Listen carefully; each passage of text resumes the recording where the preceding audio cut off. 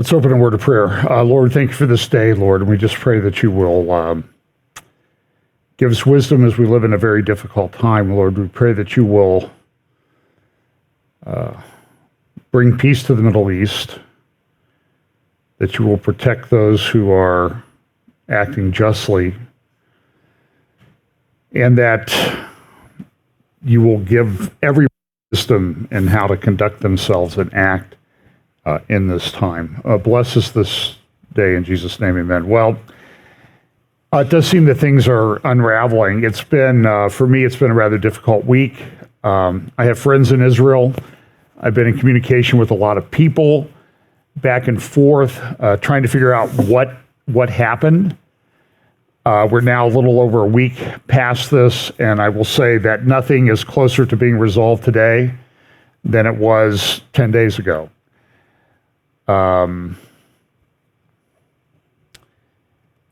I tried to prepare everything that I was going to present to you today, and I failed, just because there was a lot of information to sift through, a lot of videos, a lot of thoughts, a lot of people communicating things with me. And I try not to ignore people, but I get sent, it seems like 100 or 200 videos a day, some of which are an hour and a half long. And I just don't have that much time to go through them. So if you want to send me videos, I would ask, and I see some people starting to do this, if you want to do that, that's fine. There's different ways to communicate with me. My church email is on the church website at fbchapel.com. A lot of you have my email. I'm on Facebook Messenger, Twitter. I have a Telegram channel. I don't know if people can comment on there or not. I haven't bothered to check because I don't comment on my own stuff. But there's many ways to communicate with me. But if you would, please send me a summary of a couple bullet points in the movie and maybe even a timestamp. If you go to a YouTube video and you find something that's interesting and you're looking at it, go down and click on the share button, and then there's a little box to check. Click the timestamp, copy that link, and that's what you send. So that I don't have to sift through an hour and a half of videos that, frankly, at this point in time, I apologize, but I just don't have time to do it. It's there is a lot of things going on. Just to remind you of our little grid that I've developed. I've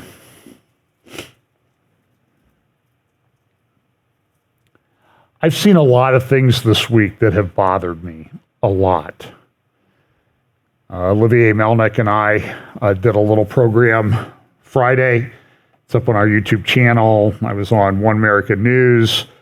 Also had a two-part interview with David Fiorazo. One part played Friday on Worldview Matters. You can look for that on Apple Podcast and Rumble and some other channels. I don't know what all they're on. And then part two will play tomorrow sometime. I don't know what time. It'll be up and posted tomorrow.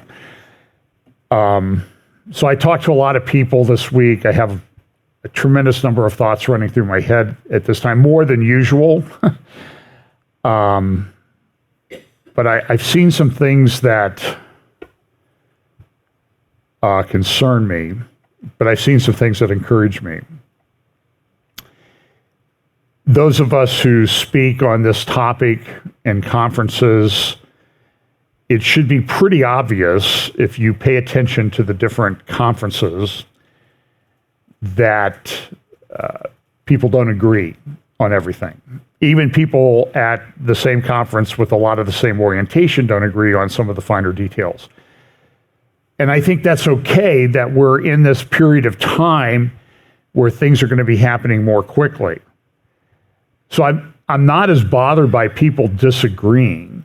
I'm bothered by people who mock the whole observation of what's going on in the world. I saw a post today, oh, you people, this has always been the same thing. It's the same thing that's been going on since Jesus went back to heaven. This is no different than any other time. Now, I don't know how you can say that, and I think that if you want to have that opinion, that's fine, and then don't pay attention to any of us who are talking about it. How about that? because I don't know what edifying thing you thought would happen. The events of Bible prophecy that are prophesied in Scripture will unfold in a real world. They will happen, as I've said. I think I titled my talk in Texas at the Hope for Our Times conference about 6 weeks ago, 5 or 6 weeks ago. Seems like 8 months ago at this point. Gradually, then suddenly. And you know, I've talked about that a lot, that things in Bible prophecy will happen gradually and they will happen suddenly. It's just like things that we see with regard to the apostasy in the church.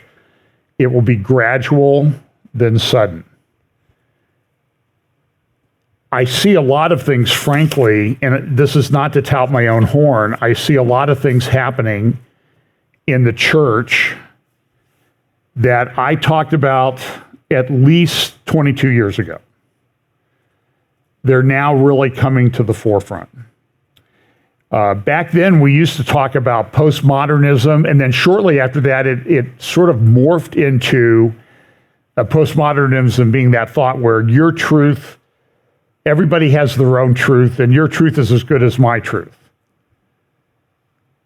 But you can see that in the current context of the world, these jihadis have their truth, and it's diametrically opposed to the truth that other people hold.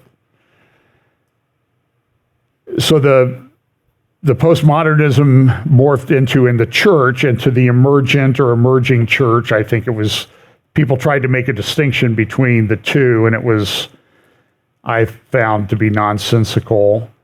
That also started to bring in a lot of mysticism and that type of thing into the church.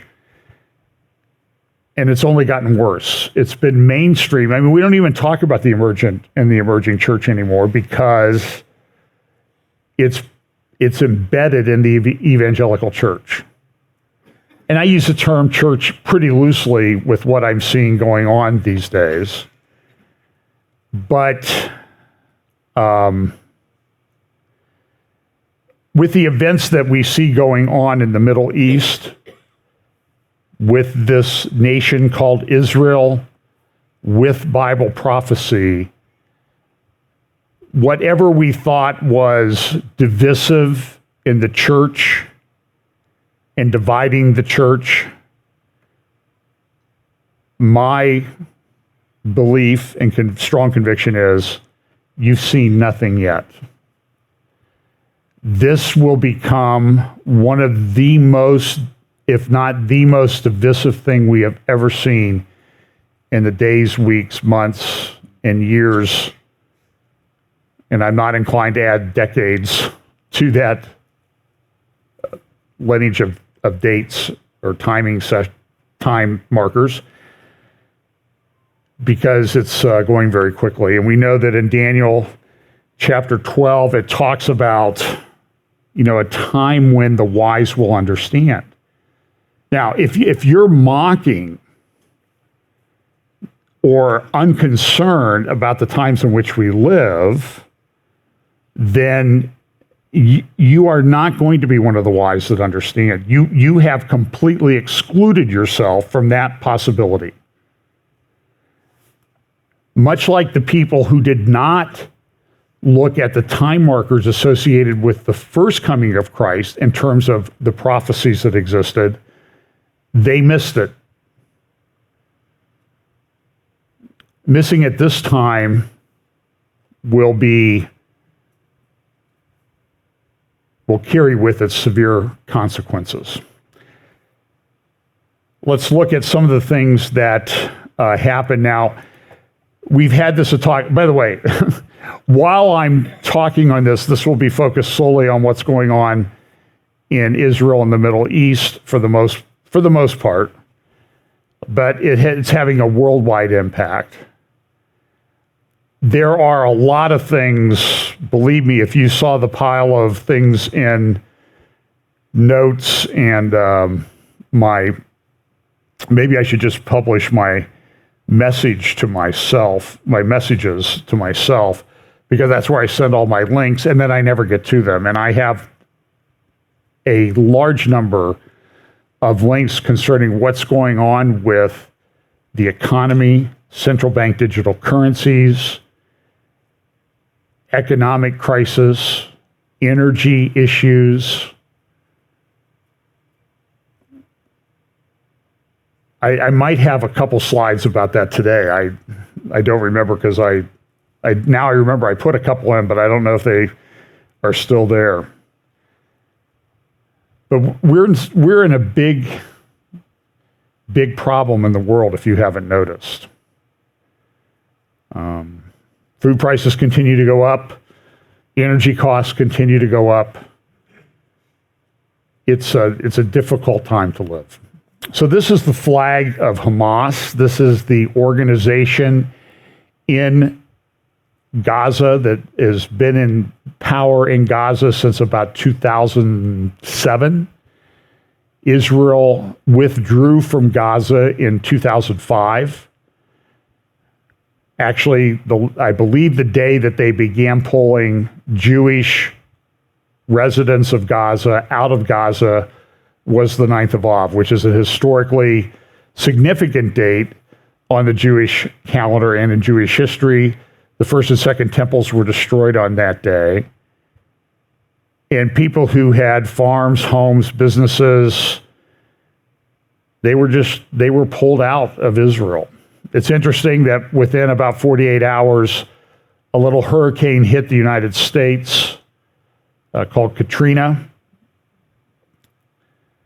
Had a conversation with an Orthodox Jew in Ben Gurion Airport in 2011, and we talked about that, and he said, you Christians need to understand that when you make us divide our land, things happen to you.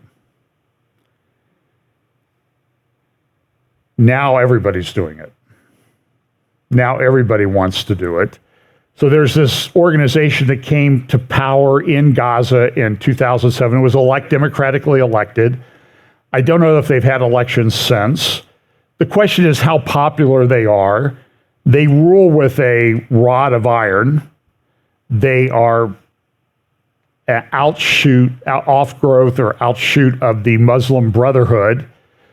They are funded largely by Qatar, which is a country that funds the Muslim Brotherhood, that has propaganda channels like Al Jazeera. And by the way, while I'm mentioning propaganda, you need to be very careful right now because you are going to see propaganda about this particular situation in the Middle East and other things like you've never seen before. It's really going to be off the charts. So you need to be very discerning about what you see. I see so-called Christians posting some of the most anti-Semitic hatred that I can imagine. And various channels. I guess if you want to email me, I'll send you some of the names. I don't want to go into them right now. I don't want to give them any credit for anything. It should be patently obvious to you. If the knee-jerk reaction is to blame Israel for everything that went on, that's an anti-Semitic channel.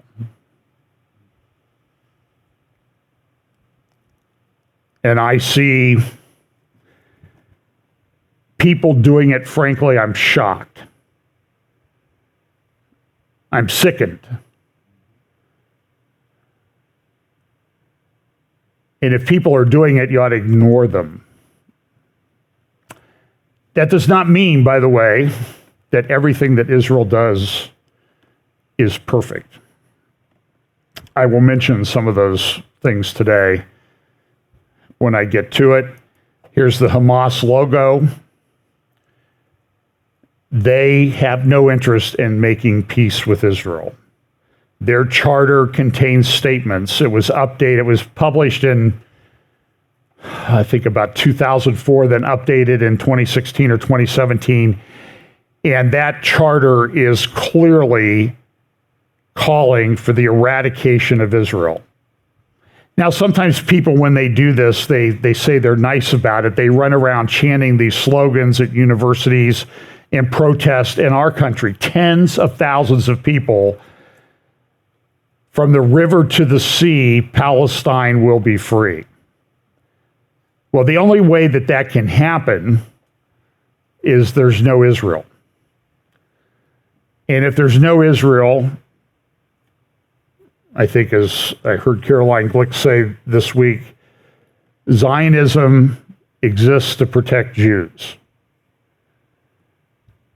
And to a large point, I agree about that.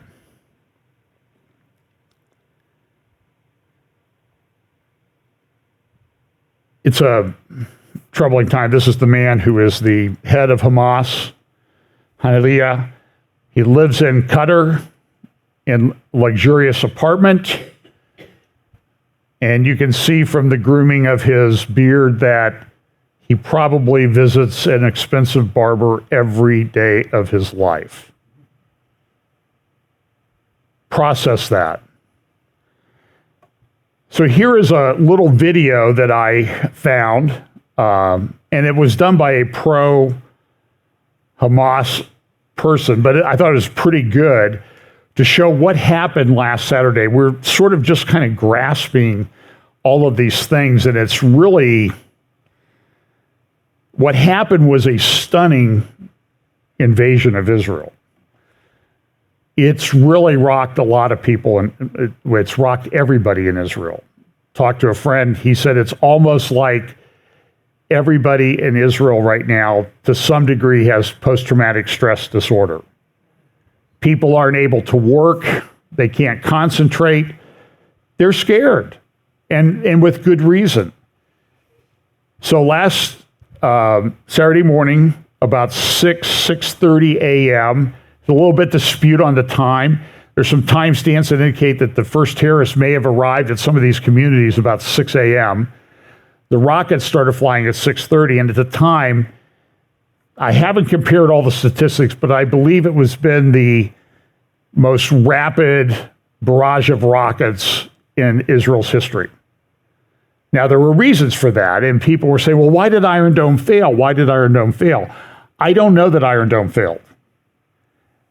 The fear has always been, as I've reviewed multiple intelligence reports concerning the great fear of war in the north and the rockets that are in the possession of Hezbollah and other Iranian proxies, including, by the way, some Hamas groups in Lebanon, and then Hezbollah in Syria, and mainly in Lebanon, where they could effectively control the government, and then in Syria, and other Syrian groups, Iranian proxies, have, by some estimates, 250,000 rockets. What you saw last weekend was a barrage of rockets that quickly went over 3,000 rockets in a very short period of time, about 6 or 7 hours, which I think is a significant time marker. So as these terrorists were coming to the fence, this is Gaza in southwestern Israel. It's about 7.5 miles wide at its widest point, about 3 miles wide in the north and in the middle.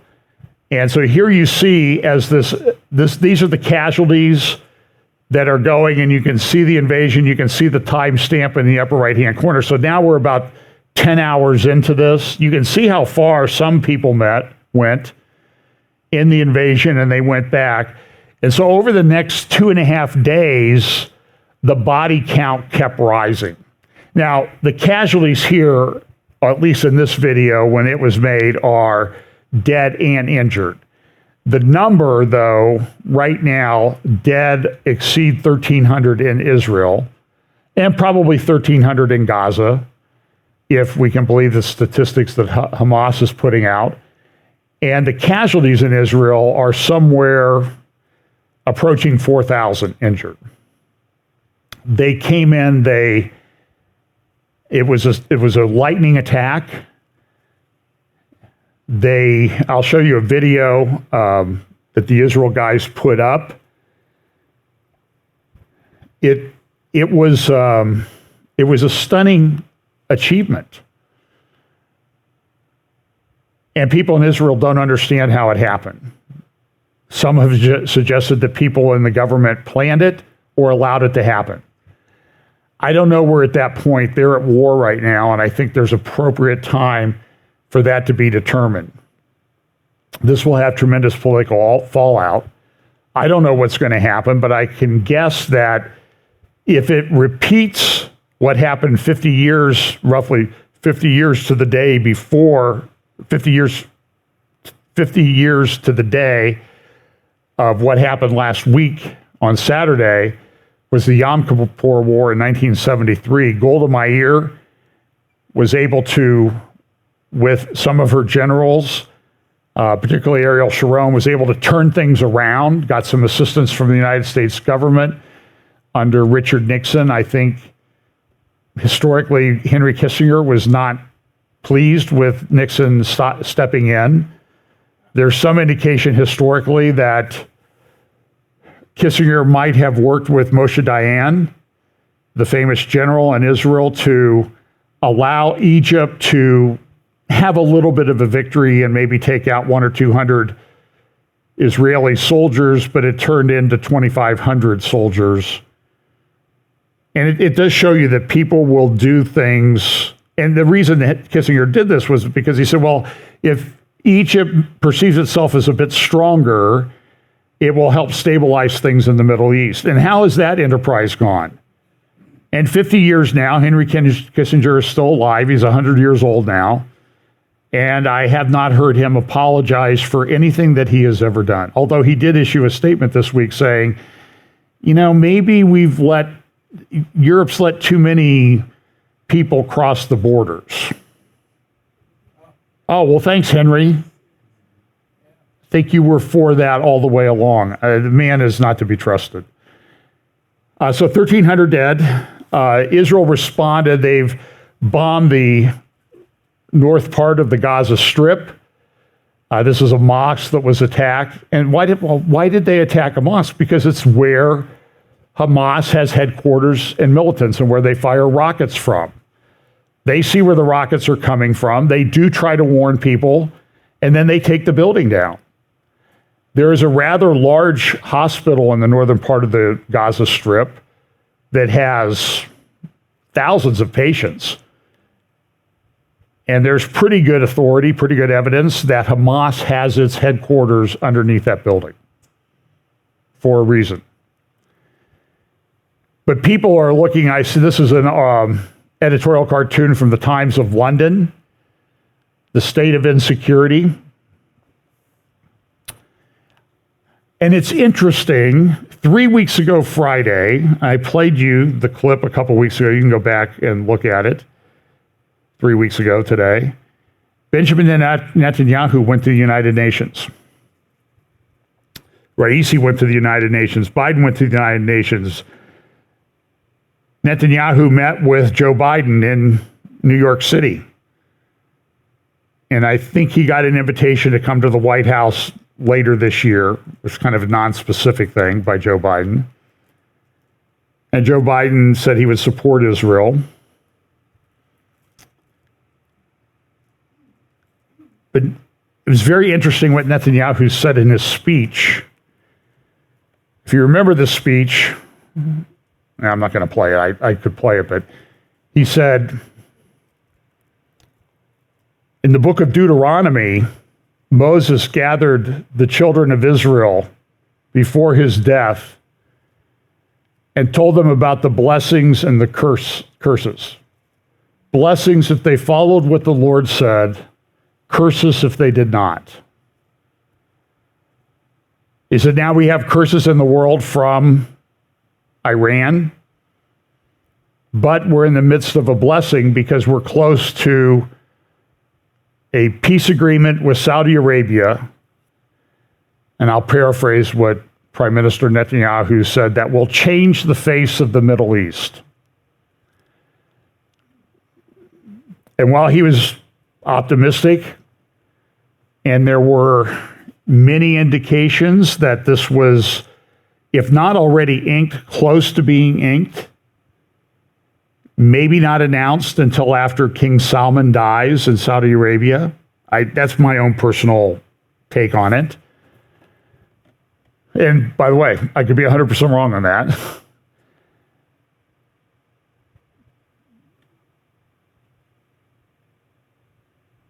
But his prediction of changing the face of the Middle East came true, but for a totally different reason.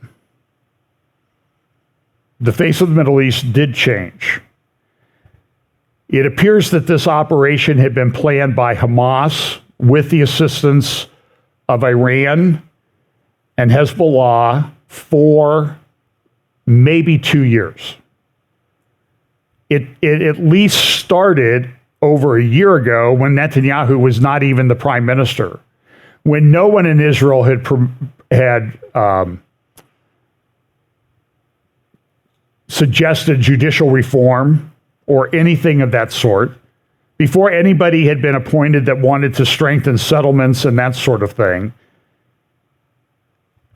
There was a conspiracy and a conniving against Israel by Hamas with the assistance of Iran. And I think that's coming to the fore. I'll talk more about this later.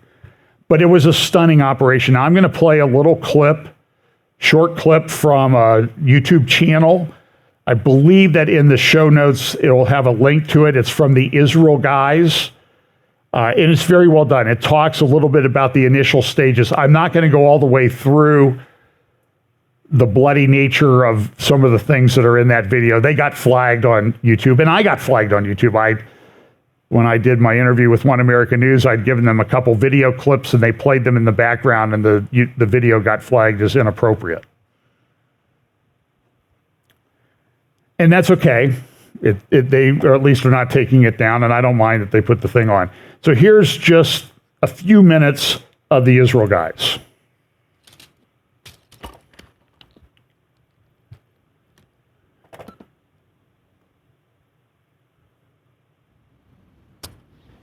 Guys, as you know, Israel was attacked by the terrorist organization Hamas this week. We're talking about the largest mass murder of Jewish civilians since the Holocaust, with awful brutality involved. And a question that's on a lot of people's minds is, how on earth did this take place? How on earth was Israel caught off guard? We're still in the fog of war, so there's a lot of things that are not known even as of yet. But our team has been working all week to try to piece together an accurate account of how things went down. Let's go through this right now.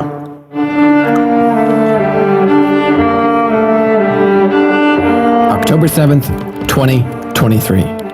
Israelis were celebrating the last day of the joyous festival of Sukkot, Simchat Torah. It was a Sabbath in Israel, so religious Jews had all electronics turned off, including phones, radios, and TVs. At 6:30 a.m., Hamas began firing a barrage of nearly 3,000 rockets into southern Israel.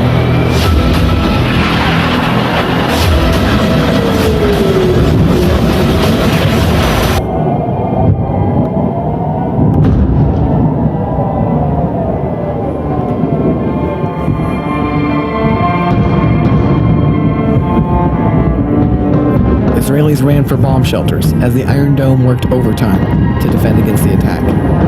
As terrible as the rockets were, Israel had faced this many times before. In a way, it almost seemed routine. The sound.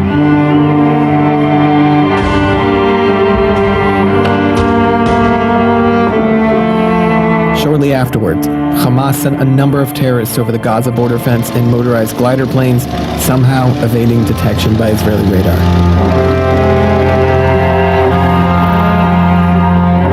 These terrorists landed, then secured the ground around parts of the border fence. Once in position, hundreds of terrorists from the Gaza side blew a hole in the fence near the Kerem Shalom crossing, possibly using pre-planted explosives.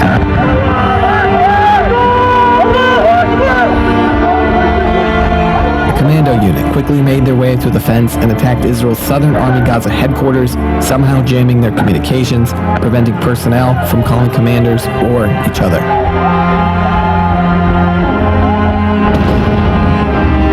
Not long after, another unit of terrorists attacked and subdued the IDF's Erez border crossing further north.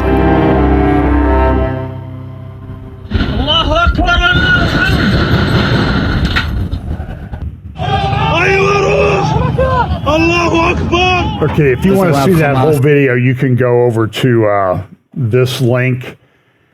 So it was a stunning achievement. They came across the border. They took out communications towers. They took out people in the guard towers. It was a Shabbat. It was similar to what happened in Yom Kippur. This was Simchat Torah. It was a holiday, a feast, a Shabbat, a special day.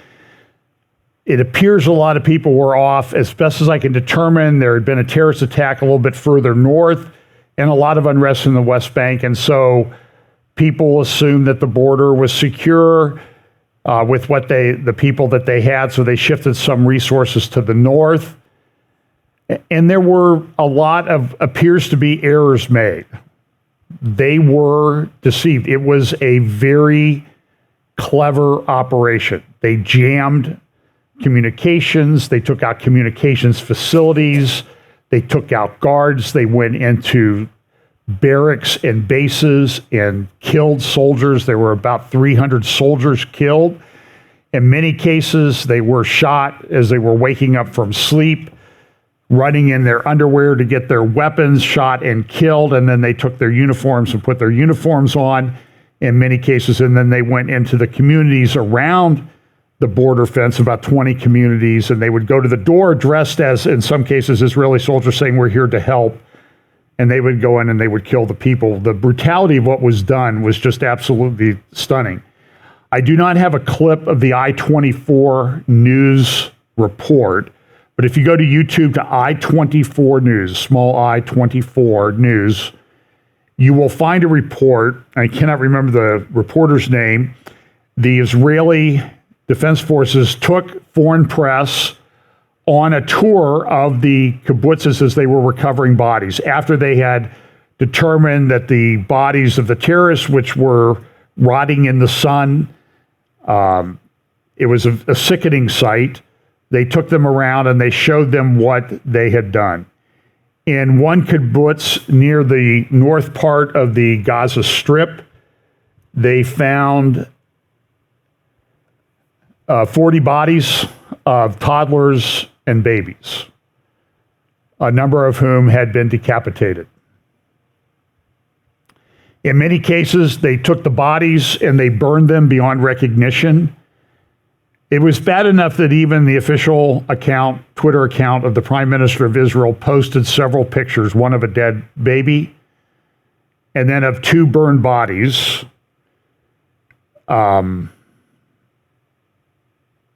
Things that I'm not even sure that ISIS did. It was cruel, it was horrific, and they were targeting Jews. There was a rave party that was going on down near the border involving 1,000 or so young people, mainly young people, about 2 to 3 miles from the north part of the border of the Gaza Strip in an open field. I'll show you a couple pictures of that soon. It may have been the first place where they attacked people. They came in, I'll talk more about that later. The United States has come out in support of Israel and has said, listen, we're going to put these assets, the Gerald Ford Carrier Group is in the Eastern Mediterranean now with aircraft and support vessels. It's the largest aircraft carrier that we have. There's some question in people in Israel, is it really here to help? Is it here to help great? Or is it just here to kind of keep us from going too far? There was, as you know, there was money that Iran had frozen in South Korea accounts by sanctions issued by the United States. Those sanctions were lifted. The money was transferred to Qatar. It was soon to be taken by Iran to use. It had not been used in this operation, as best as I can tell. And there was, this is the Washington Post a couple days ago, reporting that the U.S. and Qatar had entered into a quiet agreement to stop this $6 billion from getting to Iran. However, there's clear evidence that tens of millions, if not hundreds of millions of dollars have been transferred in the recent months to the Palestinian Authority and to Hamas. The Palestinian Authority took 5 days before they came out, and they said, we abhor the loss of life on both sides. They did not condemn Hamas. There's a lot of tension between Hamas and the Palestinian Authority. They don't get along. There's a lot of tension within the area of the West Bank, known as Biblical Judea and Biblical Samaria. It's a very, very big mess. Iran has been very clever in the way they've gone after this. They have been funding terror cells in the West Bank area. That would be the areas immediately south and north of Jerusalem, all the way up to Nazareth. You know, there's been reporting on this for months. There have been operation after operation, Jenin, Nablus, other places. There have been people killed driving on highways, Jewish people killed driving on highways. There have been a lot of Palestinians killed in Israeli Defense Force raids as they take out these terror cells. And so that's caused, I believe, a shift in resources to that area away from the border fence, which they felt was secure. Now, look, if they thought that border was secure, they were wrong. It was overwhelmed. I think it was a masterfully designed operation. It used high tech, but it also used low tech. Ultralights, paragliders came in with people on them. I don't know how many. I've heard maybe 100.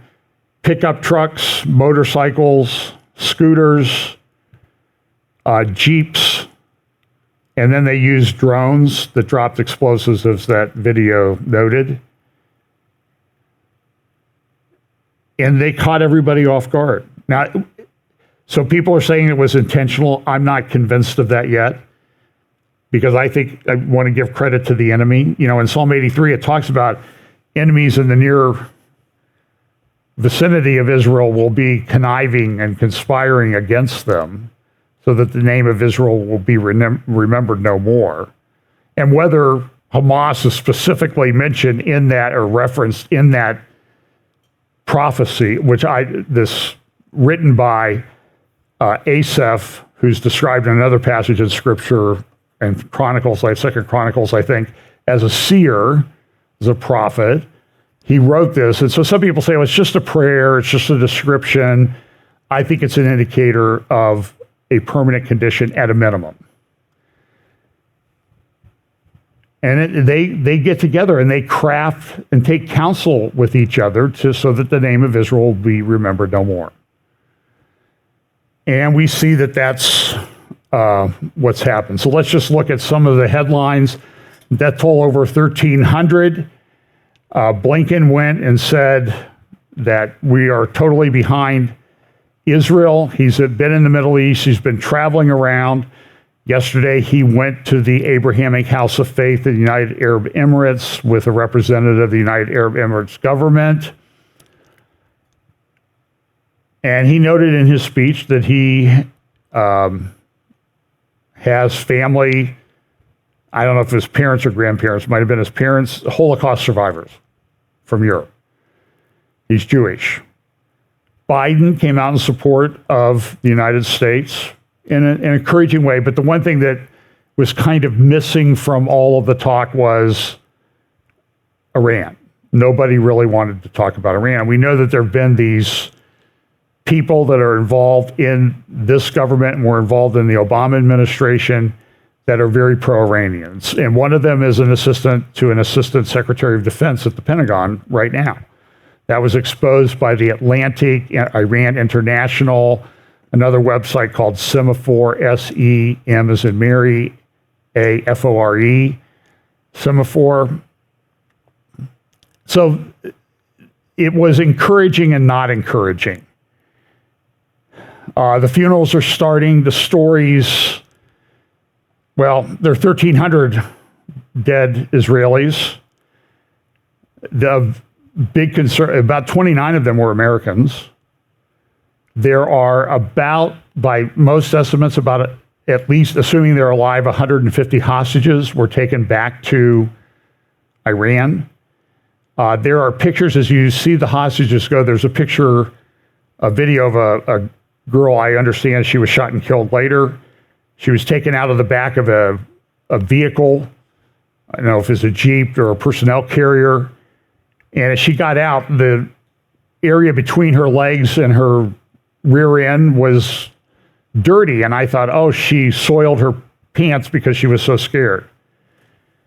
No, she was brutally raped. And that's what was done with a lot of the women in the settlements. They were raped. And at least one terrorist has been captured. There's a video of him being interrogated. He says, yeah, we raped them. We beheaded people. And so what you're going to see, though, is you're going to see all this propaganda. When you say that, oh, show me the pictures. Because people won't believe what's right in front of them. This is propaganda operation like you've never seen. There's Blinken. Here's a New York Times article on the front page today. Hamas exploited secrets of Israel's military. And I think it's, by the way, I think it's a very well done article. It's been picked up by other publications in Germany and elsewhere. I personally believe that when this thing is investigated fully, it was like they knew where everybody was. And so they timed the operation. They had done drills near the border fence on a number of occasions. There's some indicators that Egypt had given warnings. I don't know how specific they were, that Egypt had given warnings to the Israeli government about what was coming. Netanyahu has denied receiving those warnings. So look, there's going to be an investigation.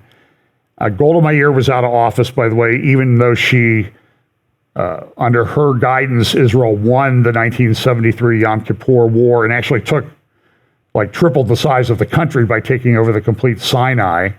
They stopped Ariel Sharon. He was ready to go all the way to Cairo and take it over in a stunning victory, turnaround. But within 6 months, she's out of office, and I suspect that Prime Minister Netanyahu is going to have the same fate. There's tremendous anger against him and the government on all sides of the political issue. They formed an emergency coalition government with Danny Gantz, who gave a pretty good speech the other day, said, this is not about, we're not going to worry about the other relatively, I don't know if he said this, I'm paraphrasing, not so important stuff. We have a war to win, and we're going to unite to do that. So that's encouraging. Other people have joined the emergency coalition government, but things are in a very big state of turmoil in the Israeli government. I think that all these rocket attacks, so a year ago, what happened, a little over a year ago, Palestinian Islamic Jihad did a rocket barrage on Israel. That lasted about 10 or 11 days, and in that period of time, about 3,000 rockets were launched into Israel, and that was a lot. This had about 3,000 or more rockets in the first 6 or 7 hours. Part of that was done, I believe, to gather intelligence for what they want to do in the north, which is overwhelm Iron Dome and David's Sling. Hamas did shoot off one rocket that went all the way to Haifa, which is 100 miles. It was taken out by David's Sling, which is designed more for longer range missiles because they fly at a higher altitude. Iron Dome has an altitude limitation. But part of it was, and people were saying, well, why is Iron Dome failing? And I'm not convinced that it failed. It's just that it was overwhelmed. But this is over the last 3-4 years, I have read many, many intelligence reports all concerned about what's going to happen, what is going to happen if there's a war in the north, how many casualties are we going to incur before we can get things under control, because Iron Dome will not be able to handle the rockets or the drones. Now, there's a development of a thing, I've reported about this for at least a year, called Iron Beam. Some people have indicated that it's close to being operational, which is why they may have decided to do the operation at this time, the invasion from Gaza. I don't know that it is, but even then, it's cheaper, but it has limited range. So where Iron Dome can be miles away from the missile, Iron Beam needs to be 1 kilometer to a mile away from the projectile that it's trying to shoot down, whether it's a drone or a missile. And it'll be amazing. I mean, and I think it's coming, but it's not here yet. That's for sure. You can see the picture there on the right upper left-hand corner, body bags stacked up. I saw truckloads of burned bodies. I saw truckloads, semi-trailer truckloads of refrigerated trucks, body bags. I saw body bags that were like this big. In some cases, those body bags might have contained the remains of an adult who had been burned.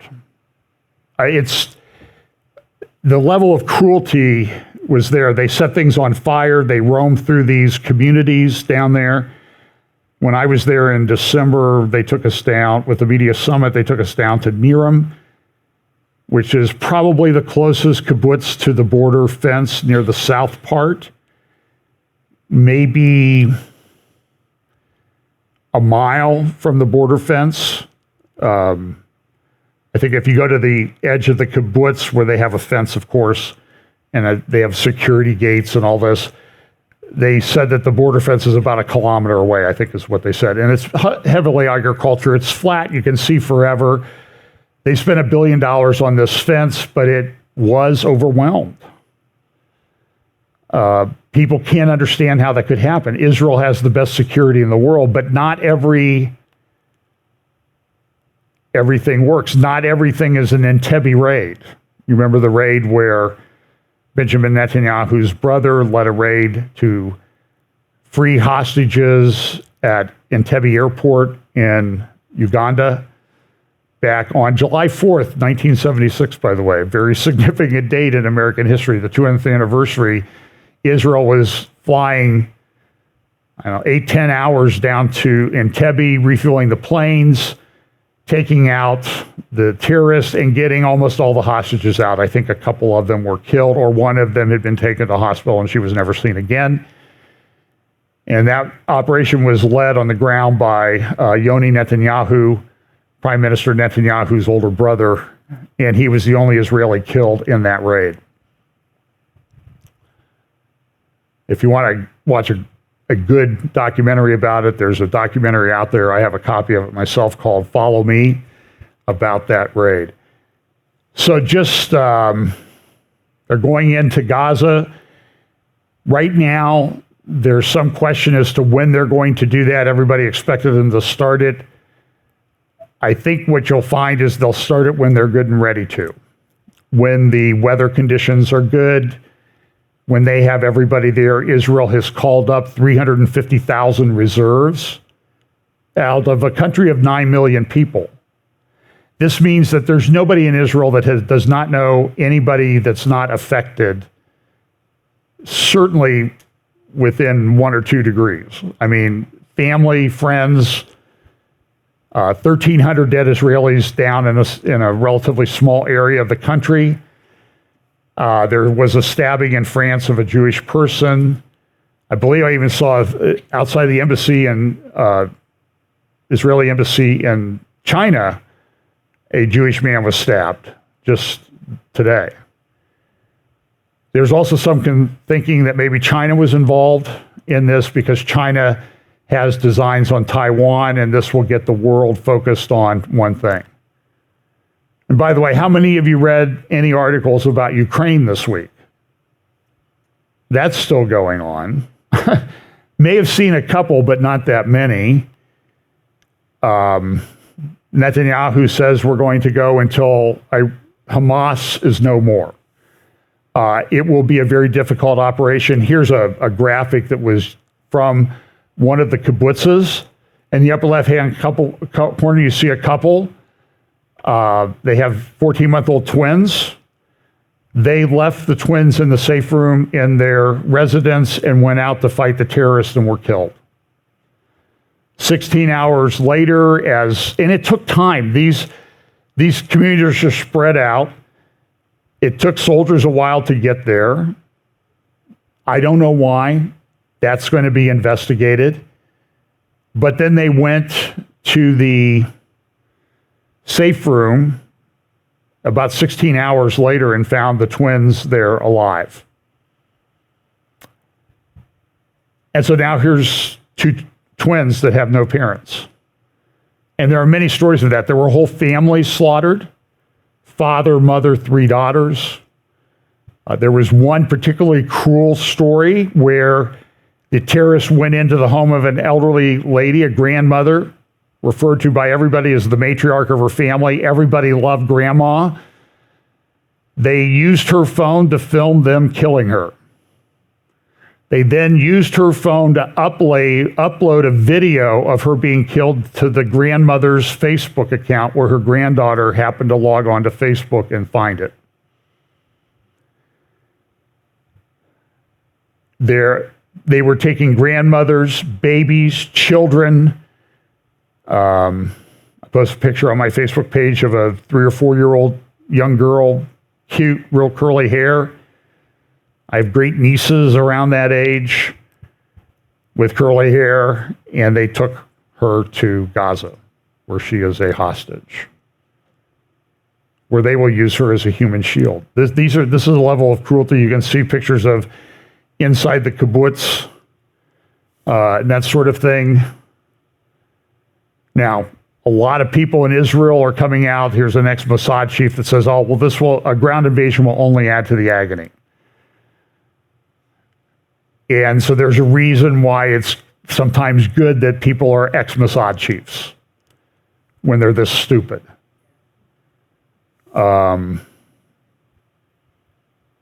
There were documents revealed. There was an NBC report on Lester Holt's Nightly News and elsewhere on MSNBC that the documents show that they were going to target children. They had very detailed maps of the area. They knew where they were going specifically. They executed that in many, many cases. There's one story, though, of a lady who, there are a couple places where they didn't have success. Most of the weapons are kept in an armory in a kibbutz. So you have to get access to them. And this came so quickly. And I think that all these rocket attacks that they've had over the years, they were gathering intel. What do people do when we launch a rocket attack? The sirens go off and they run to their safe room. What do the soldiers do when we do that? And I don't know what the rule is for soldiers. I've asked people, I haven't gotten an answer yet. What do they stand down? And these rocket attacks went on for 6 hours. And there was some indication that people said, we're under fire, we can't come right now. I don't know the answer. Saudi Arabia has come out and they've put the Israel deal on ice, and they've started talking to Tehran. Here's another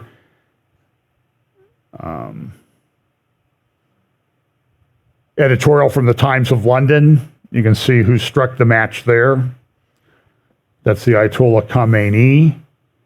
Here on the right, tens of thousands of people have come out, campuses and elsewhere. I think this is London, a protest in favor of Hamas in London. By the way, the protests started in the United States, in London, in Paris, on university campuses. Hundreds, tens of thousands of students and others coming out in support of Hamas before Israel really started bombing the Gaza Strip. Now, what does that tell you about the morality of our culture? These people are stone cold killers. Here's a little clip of an interview with an IDF spokesperson. Here we go.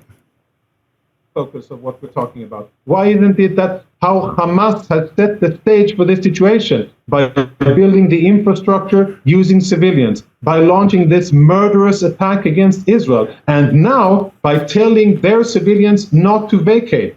That should be front and center of anybody in the world looking at the situation here. Not the fact that we are defending ourselves, and not the fact that we are trying to set the situation straight here and to focus on Hamas and its military capability. I cannot confirm or deny what happened with that specific bus. I've heard the reports, but I can categorically say that we are not targeting civilians. Categorically. If we were, then the situation would be totally different. We are not. No, sir, and I am not trying to lecture you. I am trying to ask questions. This is a very difficult situation, and I understand your anger after what happened on Saturday. And please do not take any of these questions as an attempt by me to minimize those murders. That is not what I'm doing. But I have spent my day speaking with Canadian citizens, 16 years old and 19 years old, and they are stuck in Gaza and they cannot get out. And they are terrified that they're not going to live through the weekend. 1,700 civilians, people have been killed inside Gaza since your attack started. And I know your intent is to eradicate Hamas, but there has already been significant collateral damage. A journalist crew was killed in Lebanon today. So this is why I ask these questions, not to lecture and not to minimize what has happened to your country. Listen, I understand that it's your job to ask questions, but I think the choice of questions really has importance here. And I understand that civilians who are there are afraid and concerned. But look, on the other side, we evacuated all of the Israeli citizens in southern Israel. The places are empty. It's ghost towns. All of the communities around the Gaza border, they're empty. Either killed, butchered, or wounded by Hamas, or taken hostage, or actively evacuated by the IDF. And they're all over Israel now, in hotels or with family or wherever they have found a place to be. Why? Because we don't want civilians in an active combat zone. That's also what we've told the Palestinians. It's an active combat zone. Get out. So what they've done is they said that they're going to be going in.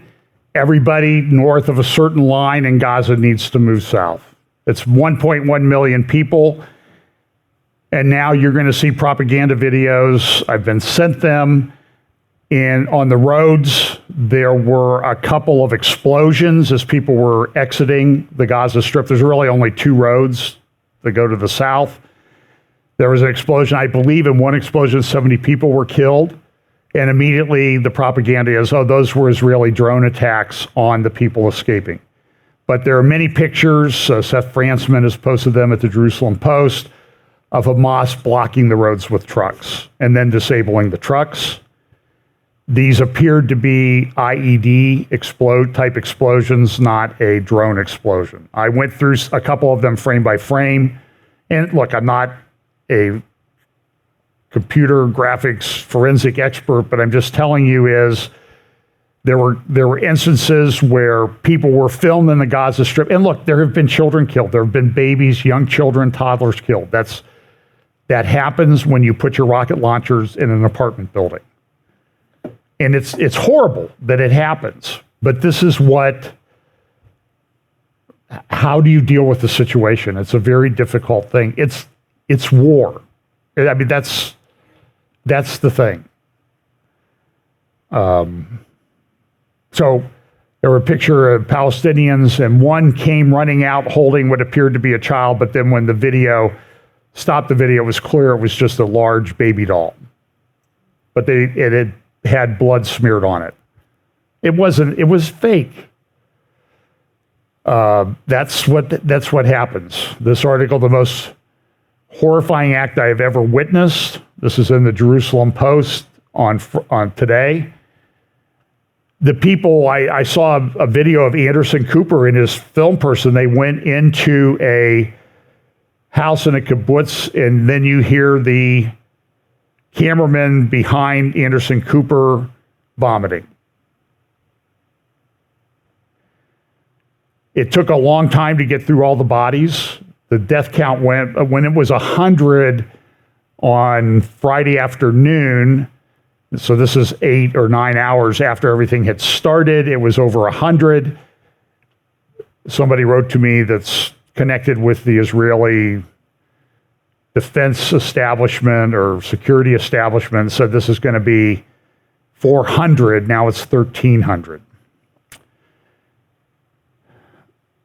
And the story. So go look for the I-24 news report, and you can listen to what she says. I don't think she said that 40 babies had been beheaded. I don't think that's accurate. But then, as one of my friends in Israel pointed out, who cares if they were beheaded? They killed babies. They targeted and killed babies. And they raped one young girl. So I told you about this girl who was taken out of the thing and her pants were, oh, I think I did. She was brutally raped, and they raped a bunch of other people. It's like the Holocaust. There's all kinds of stories. At Harvard, they signed a letter condemning Israel almost immediately. They put it up. And then what happened at NYU Law School in New York City, they put up a pro-Hamas letter from the head of the Student Bar Association. She had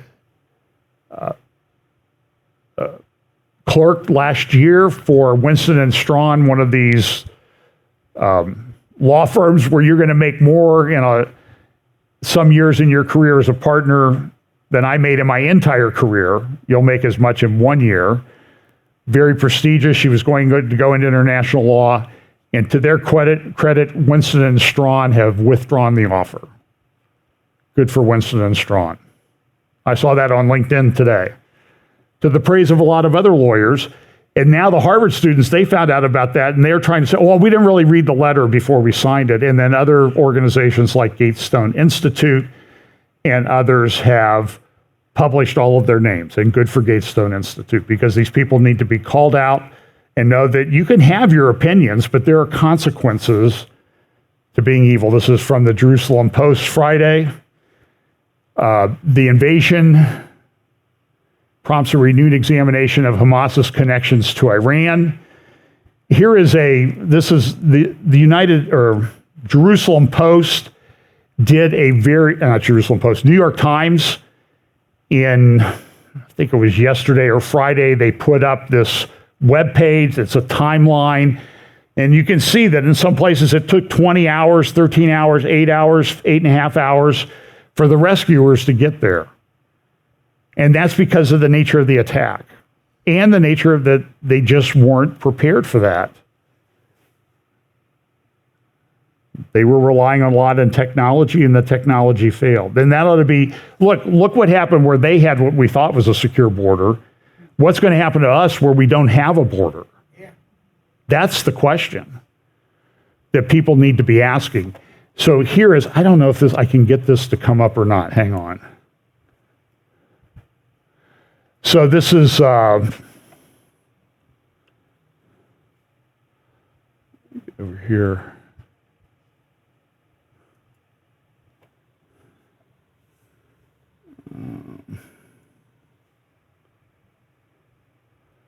So this shows some of the videos. This is on the New York Times website. Some of the things happen. You see the paragliders coming in. You see rockets going off and people flying in. This is at this rave party where they were dancing around a statue of Buddha. More about that in a moment. They saw the rockets coming in. They had security guards. They had a permit to be down there. And they were there to, I guess, to push for peace. There were at least 250 of them killed, probably, and there may still be several hundred missing. Some of them hid, one gal hid in a dumpster, called her parents afraid, and they found her body a day or two later. People got in their cars and ran to their cars. They ran across the field, and the Hamas terrorists just followed after them and mowed them down. They were shooting cars on roads around here, but this may have been where the first real serious attacks occurred. And people called the police, come help us, while they're under rocket attack. And I'm not excusing everything, but there was a place where they went in and killed, my understanding is, near here, 20 police officers in one building. They killed soldiers in bases here. People were putting on uniforms and running to the border, but they're 2 or 3, 4 hour drive away. So it takes a while to get there. But clearly there was a lack of preparedness. Now the question is, how far are we going to go with that?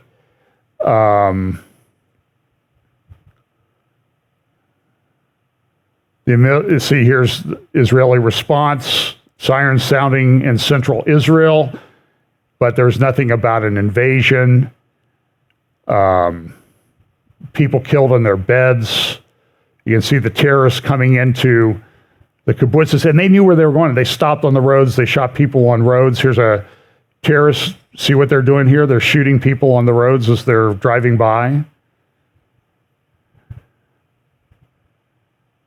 And then here's another, I think this video. There were people, they stopped. People tried to get away, and as they ran away, they shot and killed them. So I think there's a link in the show notes for this. You can, and I think it's a free link to get past the paywall at the New York Times. I can't guarantee it, but it's pretty good. These are people that were killed. Here's a guy who was stopped.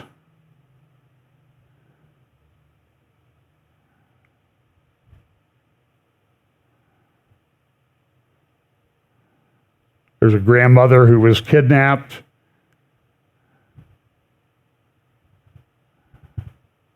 Prime Minister Netanyahu.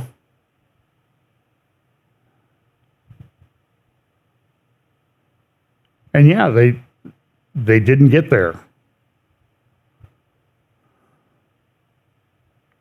Here they're going through cars of people that they killed to get stuff. Computers, money. So here's the Israeli soldier response. Here's another one that was killed. There are 1,300 of these stories, and the funerals began today. There was one father found out that the Hamas had killed their, I think it was an 8-year-old daughter, and he said, I'm thankful to Hashem that she died because I didn't want her to be a hostage. I saw a picture of a funeral this morning, 2 bodies wrapped up, to be buried. A man burying his 2 daughters, who were somewhere around 15 to 20, I believe. So here's a video of the, I don't think there's anything, so I gotta get back here to my,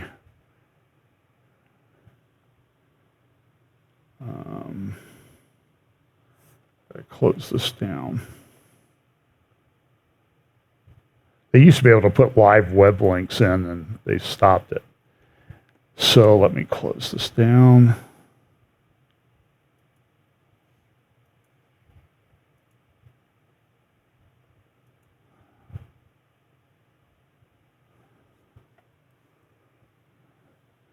Okay, now I can go back to my web page or my PowerPoint.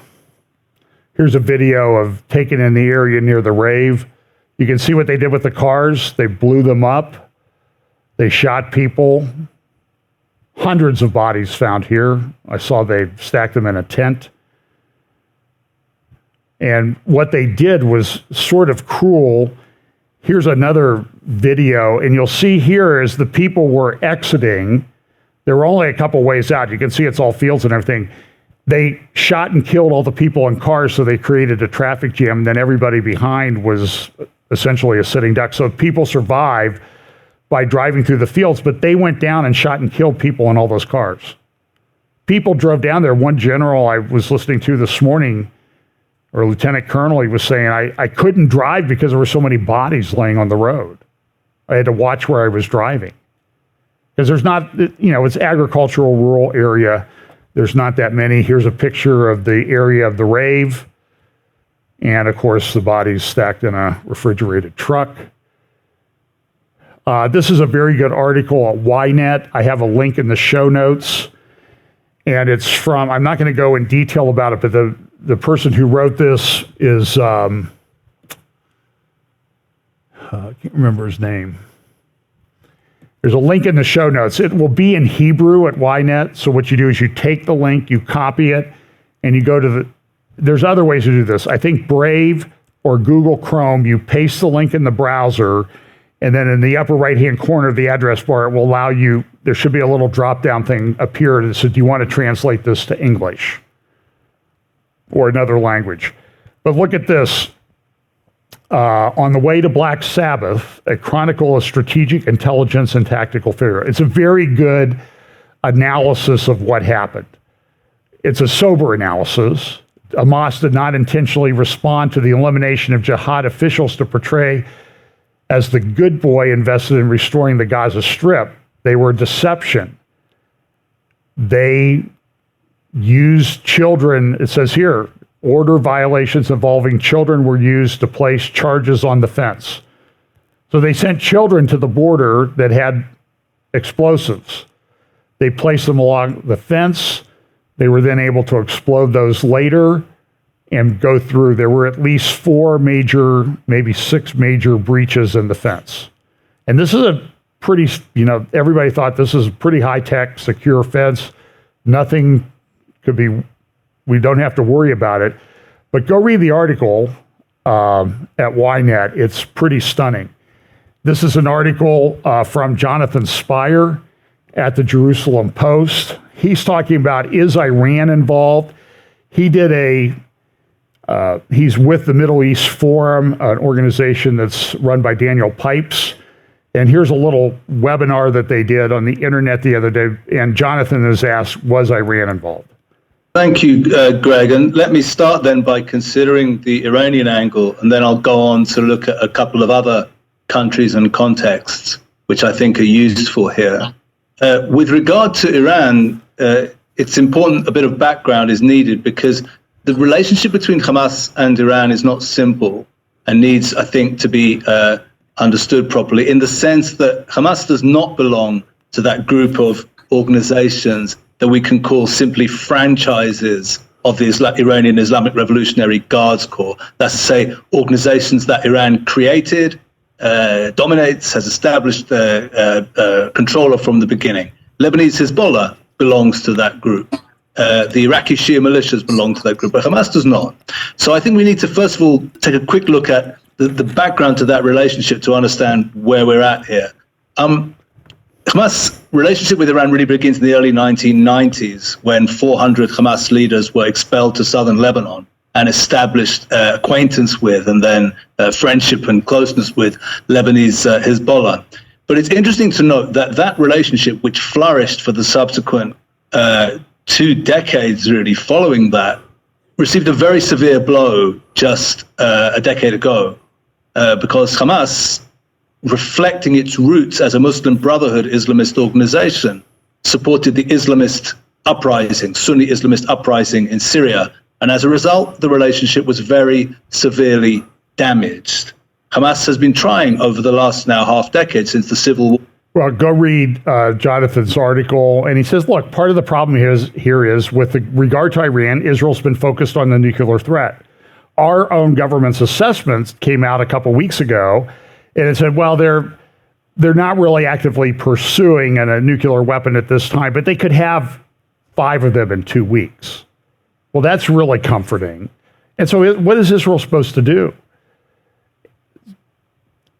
The question is the United States going to try to take out Iran? And boy, now everybody's upset with the United States government. They're making us get involved in wars because that's somebody else over there. It'll never affect us.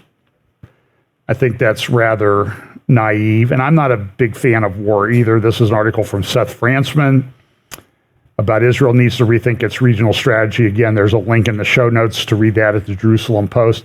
And I had dinner back in December with Seth and Jonathan Spire. It was a very interesting conversation. We focused more on the north and Syria, though, as I recall in that conversation, not so much on Gaza, because everybody thought, well, we've got that under control. This is what I was talking about. So China's doing all this stuff in the background. So this is in the New York Times today. Chinese Bitcoin mines in U.S. fuel suspicions. Possible security risk and stress on grid. They're Bitcoin mining. They're computer servers. That's how they get the Bitcoin value. They do these calculations, and it costs computers. So here's a server farm in Greenbrier, Arkansas, and they consume a tremendous amount of electricity. And by the way, I don't know what kind of stress that Intel plant that they're building out here in New Albany is going to put on our power and water resources around here because they take a lot of water, they take a lot of electricity, and what they're building out there is only 1/5 of what they really want to build so far. So I don't know. Blinken, he went to Iran. And he's telling everybody they need to back us. This is the Al-Quds newspaper from the Palestinian Authority. Al-Quds mean Jerusalem. This is the Gaza Strip here on the left. And these are the areas of damage. This is a pretty good graphic from the New York Times that gives you the statistics of what's been damaged thus far and the area of evacuation. Egypt, by the way, which borders the Gaza Strip on the south, has closed the crossing. Hamas, by the way, was going around taking away people's keys to their cars, so they couldn't leave. That shows you the kind of nature of the organization. Vladimir Putin weighed in on this. He gave a speech. He had a meeting of the Commonwealth of Independent States, and then he gave a press conference afterwards. And he was, I'm going to turn the sound down on this. I thought I put the video in here.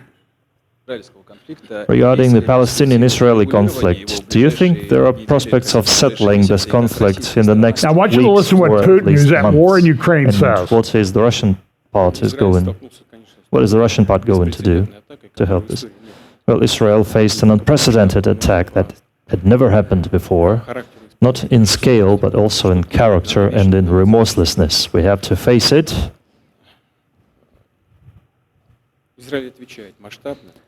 Israel is responding on a large scale and using pretty cruel methods, harsh. Of course, we understand the logic of what is going on. But despite all the ferocity on both sides, despite all the remorselessness, we need to think about civilian population. Now we see even in the United States there are evaluations of what's going on. So he essentially goes on to say, listen, And there are we can't let Israel options do what how things the might Germans go did to us from here. in Stalingrad, I hear or Leningrad, which it was called at the time, I believe. But then look at this other headline from the Arab news in Saudi Arabia: non-stop assaults by Russia on key city in Ukraine. And so he's telling Israel to use restraint. Because why? Because it's the Jews, folks. It's okay. What is it that I heard somebody say? If hypocrisy was water, the world would drown. This is a graphic that, and I don't have the tweet teed up, but Alexander Dugin, who has been off and on an advisor to Vladimir Putin, talked about the fact that this is going to lead to a wider war. Here is a meeting that took place in Qatar between the Iranian foreign minister on the left today, Iranian foreign minister on the left, and the leader of Hamas on the right. But they have nothing to do with each other. And our government came out and said, we're not sure Iran's involved. But then in an Iranian newspaper that's a mouthpiece of the Iranian regime, Israel Kayan, they posted, we are the hands, feet, and mind of Hamas in planning this operation. So the thing is, you got to understand is they say one thing to you in the West, and then you go back and see what they say to their people in the original language, and you translate it, and it doesn't come out too well. Caroline Glick, I would highly recommend you go to JNS YouTube channel, JNS, see it up there, Jewish News Syndicate, just JNS, and I put a link, I think, to her YouTube channel in the show notes. She's been doing a lot of videos, very heartfelt, as this is causing a lot of stress in people. I post other videos on my Facebook page of friends of mine, Nicole and some others.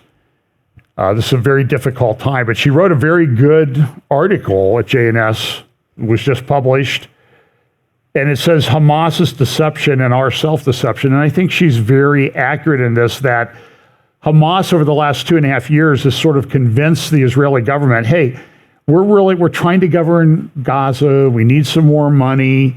Could you help us? We have a bad water system. Could you help us get pipes so we can put water pipes in?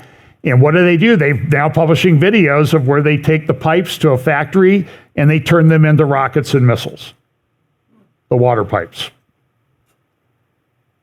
But a lot of people in Israel and in the Israeli government believe that the problem could be managed, and that the way to manage it was occasionally we have to mow the lawn in Gaza, as they call it. Well, now they've said they're going in. There are tunnels all over under Gaza City and elsewhere in the Gaza Strip.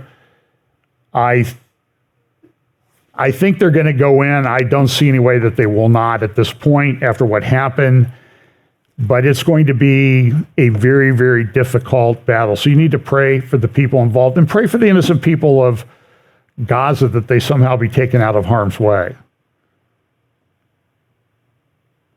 Pray for the innocent people of Gaza.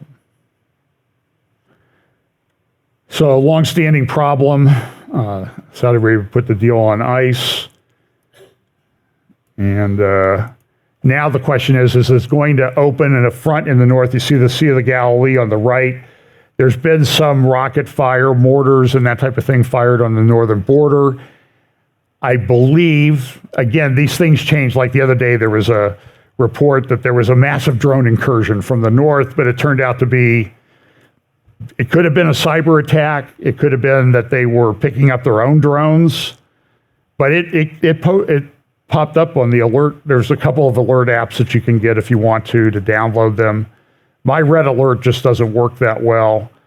And some of the people are concerned that their Red Alert apps have been hacked. By the way, my personal opinion, remember Israel developed that Pegasus software that they put on the phones of people in other countries and they were able to track people? I will not be surprised if they find out that a lot of the soldiers had that on their phones and Hamas and Iran have been able to hack into them, and that way, that's how they knew their precise locations.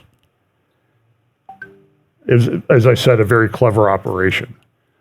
Here's an article, analysis, Iran and the second and third front in northern Israel.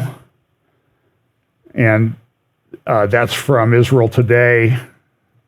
By the way, there's a prophecy Facebook page, Be Alert, Prophecy in the News, Be Alert, Prophecy in the News. You can go and follow that and get some of this information. And then there's one other,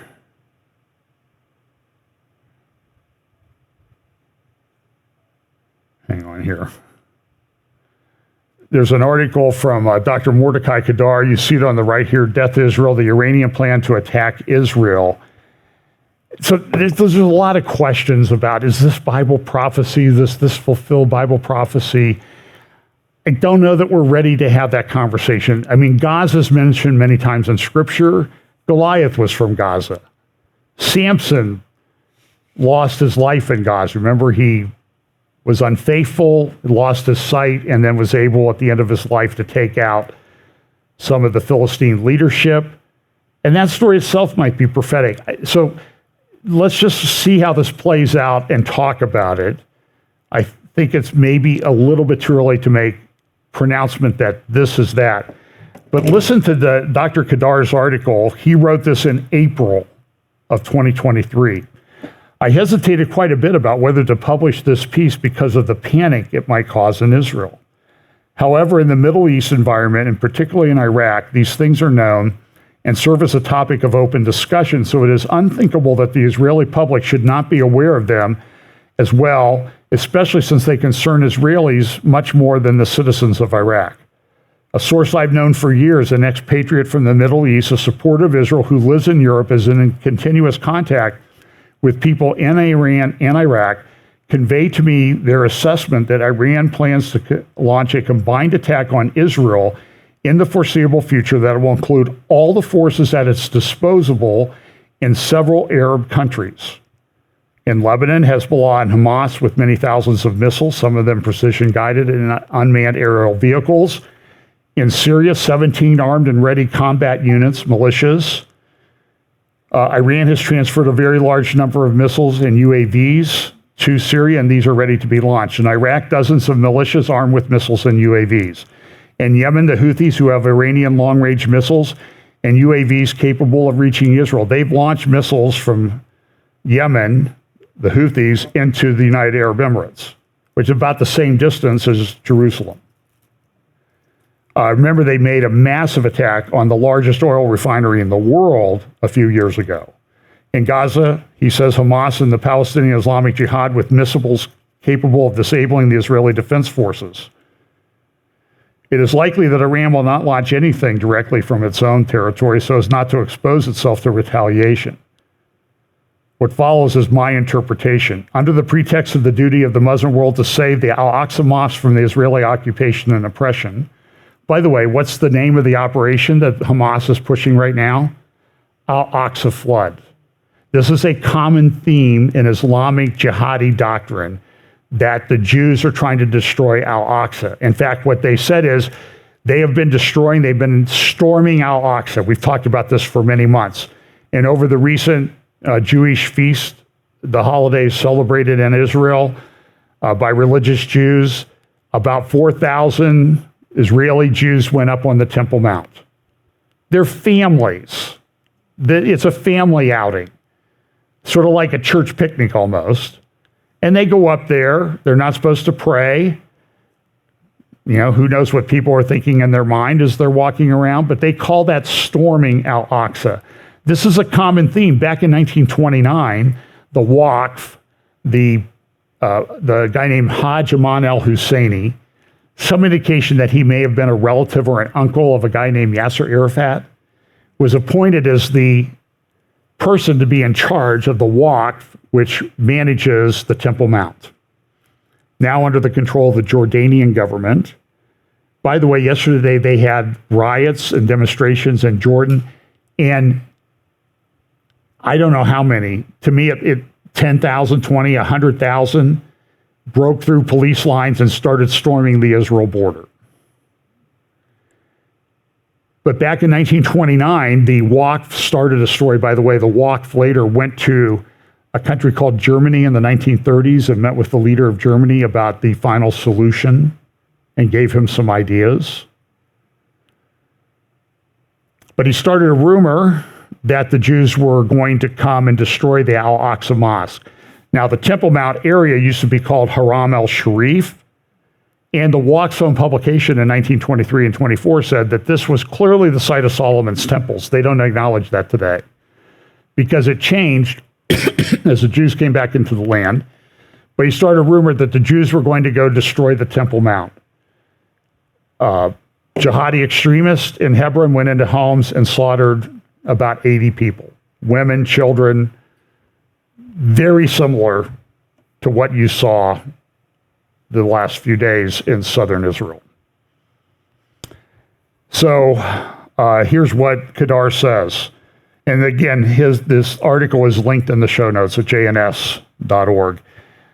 The first phase, the Euro one, will be accompanied by a cyber attack on Israeli infrastructure systems. Now, I'm just telling you, he wrote this 6 months ago. Mordecai Kedar is probably the leading Muslim, Islamic, jihadi scholar, person who understands it in Israel today. He is a national treasure in my estimation. After a full day of cyber attack and a rain of missiles and UAVs on military bases and civilian infrastructure, the second phase will begin. This will be a coordinated ground attack from Lebanon, Syria, and Gaza by infantry forces mounted on dirt bikes and ATVs and equipped with anti-tank weapons that will attack Israeli ground forces in order to reach Jewish settlements as quickly as possible. Now, does that sound prophetic? Based on what's happened? 6 months ago, Dr. Kedar wrote this. Now, this was well known in Israel, so I don't know why people didn't. He's a little guy, you know. He's not very big, but he's a giant intellectually. The calculation of the Iranians is that the mobilization of Israel's reserves will take several days and will be at best be partial due to the chaos that will ensue from the initial attack. There are people who've driven up through the Jordan Valley and that place, and they see these makeshift parking lots filled with vehicles. What's that? They called up 350,000 reserves. People left home and they had to go park someplace and then be transported to their base. So imagine if everybody drove their own car. I mean, what would 300,000 vehicles do in Columbus, Ohio? I mean, what's it like down around campus when they have, 25,000 cars for an Ohio State game? The invasion of ground forces from Syria, Lebanon, and Gaza will be focused on Israeli settlements with the aim of demoralizing the Israeli public and forcing the government to surrender in order to save the lives of many Israeli civilians who will be captured by the Arab and Iranian militias. The Israeli media, and especially the social media groups, will increase panic among the Israeli public. This article goes on for quite a while. Please go read it in detail, and I think you will understand what's coming. And so this northern front may open up. I don't know that it will, but now Vladimir Putin is saying, we're going to do this. The IDF came out, though. This is kind of interesting. Also on YNET, also listed in the show notes, the link in Arabic, or I mean in Hebrew. So go translate it, and it says essentially, if Assad joins into this in Syria, we will take out Assad and we will destroy Damascus. Now, there's a lot of controversy in the Bible prophecy community. Is Isaiah 17 that talks about the destruction of Damascus, is that a fulfilled prophecy or unfulfilled prophecy? So you have different camps. You have people saying, why are you even talking about this? We should focus on something else. We should be like Andy Stanley. We should focus on affirming transgender children and giving them puberty blockers and sex change surgeries. That's the loving thing to do. Then there are others who say, well, it's already been fulfilled. But what if it's a double fulfillment? That's very often the case. And it says Damascus will cease from being a city. Now, is that a permanent thing? I believe it is. I believe it's yet to be fulfilled. I could be wrong. All I'm saying is this week, the Israeli Defense Forces put out a statement, we will take out Damascus if Assad gets involved. There's also already some indicators that there are Syrian militias moving towards the border in the Golan Heights. So look, this is a very difficult time. Here's a video that was posted. Oh, it's kids out it's Youth Day, right? It's like what is this? Oh, here, they're even down swimming, running up the hill, running through the water. What are they doing? They're training for an assault on Al-Aqsa. That's what they're doing. So look, what Hamas did to babies was horrific. In a couple of weeks, about 3 weeks, we'll have an election here in Ohio where you will get to vote on issue 1. A yes vote means essentially unrestricted abortion in the state of Ohio. So let me ask you this. In God's eyes, what Hamas did is horrible. But how does it really differ from the abortion that we allow to go on in our own country?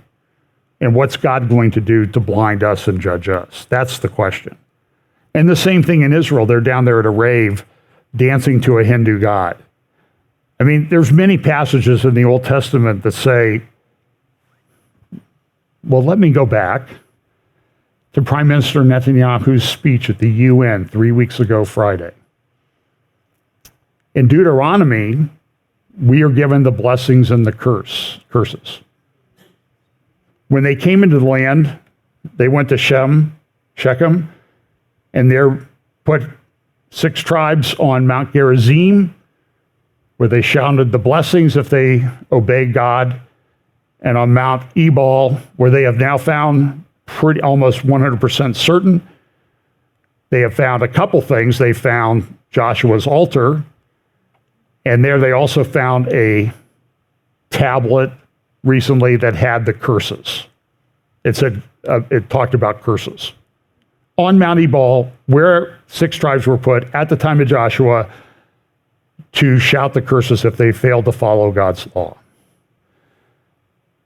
And so this is hard to say because I love Israel, I love the Jews, I think this is prophetic what's happening, I'm aware of all the prophecies and that type of thing, but I cannot discount that part of the blindness that happened in this attack may have been spiritual because of what's gone on. But it's always easy to say, well, they need to repent. Yeah, but look at us. What do we need to do? Go read Ezekiel chapter 8 and chapter 9. I've talked about it many, many times. Ezekiel, at the time of the captivity, some people are captive already, goes to the temple, and what are they doing? They're praying to the sun. They're turning their back on the Holy of Holies and praying towards the sun on the Temple Mount in Jerusalem, and it's led by the leaders. It sounds like a large portion of the modern evangelical so-called church. Put that in scare quotes. So remember in Corinthians, it says that the things that happened to them in the Old Testament, the nation of Israel, they happened to them for examples for us. And we ought to heed them as well. So we live, I have no doubt about it, in biblical times. I could go on and on. I'll try to update this as I can this week, but I do think we're getting close to the end. But if that's true, how should you live? Anyway, let's pray. Lord, thank you for your word. Thank you for your instruction. Lord, I just pray that you will help us to be kind, loving, firm, strong, and filled with the Holy Spirit as we live our lives in this time, that will be people of truth, love, justice, mercy, but always committed to you and the gospel of Jesus Christ. Bless us this week in Jesus' name. Amen.